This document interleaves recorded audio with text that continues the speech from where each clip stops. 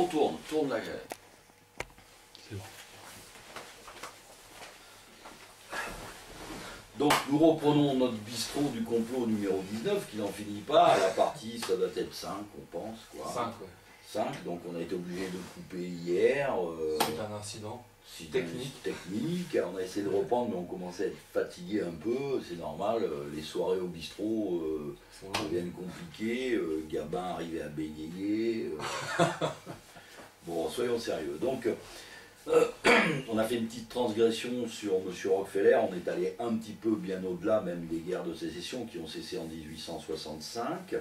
On voit qu'aux États-Unis, de toute façon, les Rothschild ont gagné, puisque en fait, ils finançaient les deux camps pour la guerre de sécession. On est en plein boom aux États-Unis quand même, hein, puisque c'est un énorme boom économique. On a fait une hypocrite guerre de sécession pour soi-disant libérer le peuple noir de l'esclavage. Ce sont les mêmes qui ont mis en place l'esclavage, qui les ont libérés, mais pas trop quand même, puisque Martin Luther King, bien plus tard, se battait encore. Un siècle plus tard. Donc on voit l'hypocrisie récurrente de ces grands penseurs de la liberté. C'est une liberté à géométrie variable. Qu'est-ce qui se passe dans le même temps en Europe? En Europe, ça bouge beaucoup. Hein. On peut dire que ces gens qui financent tout ce qui peut créer guerre, révolution, destruction, ordo ab chaos, quoi, hein, destruction d'un ordre gênant, pour y mettre un autre ordre à la place, ont commencé à agiter, grand agitateur d'idées, Marx financé par la City de Londres, les Italiens, Mazzini, Garibaldi, largement financés également pour faire une pseudo-unité italienne. Ensuite, on voit l'Allemagne. Hein, Bismarck crée l'unité allemande, prussienne. L'unité prussienne. On se débarrasse encore de tous les petits États catholiques en Allemagne. Hein. Fini. Maintenant, c'est la Kulturkampf qu'on met en place. Parce que, en fait, il faut préparer quand même. Il faut monter le pan-germanisme, le gros nationalisme allemand, pour préparer la Première Guerre mondiale. Il faut mettre un peu de terreau pour que ça prenne. Voilà, il faut mettre un peu le feu aux poudres, il faut affaiblir les États. Donc ces mouvements révolutionnaires, alors après il y a les élites aussi, les illuminés de Bavière, on met en place en Italie ce qu'on appelait le carbonarisme, on met en place des super sociétés secrètes qui, parce que la franc-maçonnerie, s'ils n'étaient pas fiables, hein, c'est le bac à sable des illuminés, on met en place également, on laisse aller, parce que dans ces milieux, je dirais, des grands penseurs, apparaît ce qu'on appelle la théosophie et toutes les sectes qui en font partie, quoi. Hein, ça devient un vrai pandémonium. De leur côté, les Anglais qui commencent quand même à asseoir, enfin les Anglais, la finance anglaise, hein, la City de Londres, a des sujets d'élite qui commencent à faire fortune en Afrique du Sud. Hein, ça se passe assez bien, quoi, on avance, donc il y a quand même de l'argent à mettre sur le tapis pour faire quelque chose d'intéressant. Il y a déjà beaucoup d'argent, mais qui reste au même. Qui reste au même, bien entendu, mais qui doit servir à quelque chose, quoi, hein, à mettre en place donc une bonne guerre joyeuse, des bonnes révolutions, et donc révolution italienne, etc. Et on crée donc en fait une résurgence du nationalisme, tout simplement. Il y a une énorme résurgence nationaliste qu'on va mettre en opposition avec un internationalisme, hein, qu'on voit apparaître à la Commune de Paris. La Commune de Paris, cette révolution spontanée où seront fusillés au mur des fédérés des francs-maçons sur les ordres d'un franc-maçon, Thiers. C'est Thiers qui lui-même est franc-maçon. En Italie, donc, on a fait le ménage, on s'est débarrassé de la papauté, ça c'était en tant qu'à faire. Il reste un empereur d'Autriche-Hongrie, mais alors réduit à sa plus simple expression. Oui, son pouvoir elle est très limité à l'Autriche-Hongrie, alors qu'avant, voilà. Le Saint-Empire Le Saint-Empire germanique, enfin bon débarras. Qui était géré avec une diète comme un parlement de tout, était réuni de plusieurs députés de tous les États qui faisaient partie du Saint-Empire, maintenant est réduit à sa simple expression, voilà. l'Autriche-Hongrie. Voilà, l'Autriche-Hongrie. Donc il faut remettre en place un système financier qui rappelle quand même un peu ce qu'on fait avec le nouvel ordre mondial, quoi. C'est comme dirait Pierre Hillard, le village global, quoi, hein, un peu. Mais il faut brasser tout ça. Aux États-Unis, ce boom économique fait que il y a des banquiers qui ouvrent partout. Hein. Il faut les contrôler, soi-disant, il faut les aider. Bon, donc il faut une banque. Il faut éviter qu'ils fassent des banqueroutes. Il faut éviter des banqueroutes. Donc il faut une bonne banque nationale, américaine, la Réserve fédérale américaine. Il faut monter la puissance américaine, donc pour qu'elle monte encore en puissance, il faut diminuer la puissance européenne. Anglaise, française surtout. Anglaise, française, mais en fait le côté anglais est assez particulier. Hein. Il y a beaucoup de collusion.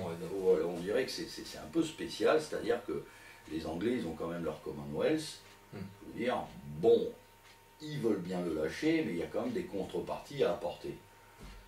Donc c'est à cette époque. C'est là va apparaître les premières guerres pour le pétrole. Voilà, c'est là qu'on dit, bon, on peut lâcher ces gens qui nous font du cacao, du riz, etc. Et à la place, on va jeter un petit œil langoureux sur l'Empire ottoman. Sur l'Empire ottoman, voilà. Et c'est en plus compliqué parce que les pseudo-Windsor sont en fait des Saxe-Cobourg, hein, on l'a déjà dit, je crois. Ils sont cousins avec le Kaiser. Voilà. Le Kaiser. Hein. De toute façon, tout ça, c'est la maison de Hanovre depuis le XVIIe siècle. Voilà, hein, c'est donc, on retrouve toujours les mêmes familles, quoi. Tous protestantes, bien entendu. Collusion, c'est pour ça qu'on pourrait dire une espèce de judéo-protestantocratie, quoi, qui se met en place, financiarocratie, enfin bref. La finance, bon, le capitalisme, soyons clairs, quoi, je veux dire, le capitalisme et le communisme, en fait, ont été créés de toutes pièces à la City de Londres. La City de Londres qui avait étendu son bras jusqu'à Wall Street, jusqu'à Manhattan, et qui ne contrôlait pas encore bien l'Europe, on va dire, et la Russie. Il fallait régler ce problème, et il fallait en créer d'autres à venir, hein, parce qu'on avait déjà à l'époque commencé à envisager la création d'un foyer national juif en Israël. Donc je me fais la Fed. Donc l'Europe est embourbée dans des révolutions. On est en pleine guerre balkanique. On a déjà monté les petits États au niveau des Balkans contre l'Empire ottoman. Voilà. Qui commence déjà à régresser petit à petit. Tranquillement. On a un empire ottoman qui lui fait que signer des accords pour ses puits de pétrole. Hein, c'est le début donc, du XXe, quoi. Hein, avant la création de la Fed, avant la Première Guerre mondiale. On va dire que les colonies battent leur plein. On se bat partout pour récupérer tout ce qu'on peut. Là, c'est le fric à outrance, quoi. La France, de toute façon, est devenue la Troisième République. Voilà. Donc, les idéaux de la colonisation primitive, qui était d'amener la civilisation, se transforment en une colonisation business pur et dur.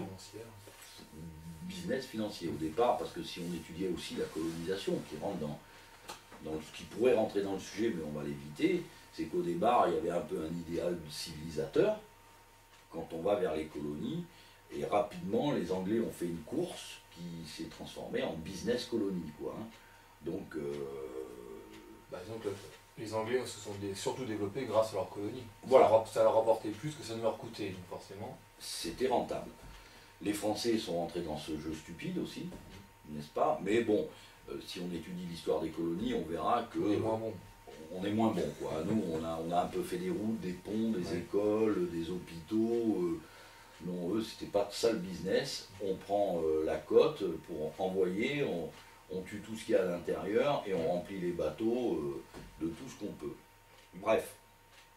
Donc, pendant ce temps-là, il fallait absolument préparer la montée en puissance des États-Unis parce qu'on en aurait besoin pour la Première Guerre mondiale. Il fallait contrôler donc la richesse américaine, et pour contrôler la richesse américaine, M. Rothschild ayant aidé M. Rockefeller à sortir de ses ennuis de médicaments au pétrole, l'a un petit peu aidé. Il s'est fait financer, M. Rockefeller, donc par différents banquiers. À l'époque, il y avait déjà, c'était l'émergence des grands financiers américains, qui sont d'ailleurs tous d'origine allemande, soyons clairs, hein, puisque Warburg, Schiff et compagnie, JP Morgan, tout ça, donc ces gens-là, en parfaite collusion avec la City de Londres, avec les banquiers de Francfort, se disent on a créé une pseudo-démocratie aux États-Unis, il y a quelques pères fondateurs avec quelques idéaux, il va falloir transformer ça en argent sonnant et trébuchant. Donc on crée en 1906 une crise financière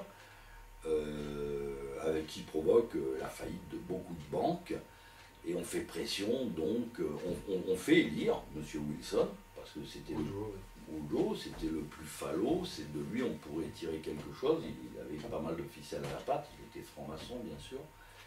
Et managé par Theodore Roosevelt. Managé. Dans le sens où quand il arrive au pouvoir, M. Roosevelt se charge de lui expliquer comment fonctionne le système. Voilà, il était un peu, il sortait du bac à sable maçonnique et il ne se rendait pas encore tout compte. Il n'avait pas bien compris le jeu. On lui explique qu'à un moment donné, il va falloir créer une banque, il va falloir être d'accord assez rapidement. Voilà, que donc tous les financiers qui comptent sur la Terre à ce moment-là se sont réunis à l'île Jekyll.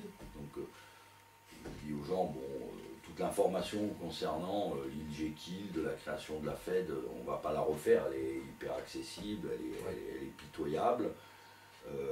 Et Wilson donc reconnaît d'ailleurs à sa mort qu'il a vendu le peuple américain aux banquiers. Exactement. Voilà, on ne peut pas dire autre chose. Voilà, les Américains ont été vendus aux banquiers, ils ont été vendus en otage de la Fed. La crise d'aujourd'hui, avec la Fed en filigrane, bancaire, en est la preuve et l'aboutissement, Donc cette Fed est créée avec les 7 plus grosses banques américaines, est une banque absolument privée, qui a récupéré le privilège de battre monnaie. Comme le même système de la façon dont exactement comme la Banque d'Angleterre et Banque d'Angleterre. On a maintenant les 3 principales banques, donc les financements pour les guerres. Il ne reste plus qu'à allumer la mèche. On va allumer la mèche, on a tous les agitateurs qu'il faut, grassement rétribués par le système, n'est-ce pas Monsieur Marx... si vous lisez bien sa vie, a toute sa vie touché des subsides de son ami Engel, qui était quand même dûment accrédité par la City de Londres. De toute façon, Marx est parti en exil. Pour écrire ses livres, il est parti en exil en Angleterre. Enfin, l'exil. Il est parti en Angleterre. Il est parti, il vivait, ses filles étaient dans les meilleures écoles, et d'ailleurs, il avait un profond mépris du peuple, puisque ses filles, il a toujours refusé de les marier avec quelque chose de populaire. Il voulait des gros mariages. C'est la haute bourgeoisie, on est dans la haute bourgeoisie, une culture haute bourgeoise. Donc, on arrive donc à ce qui devait arriver.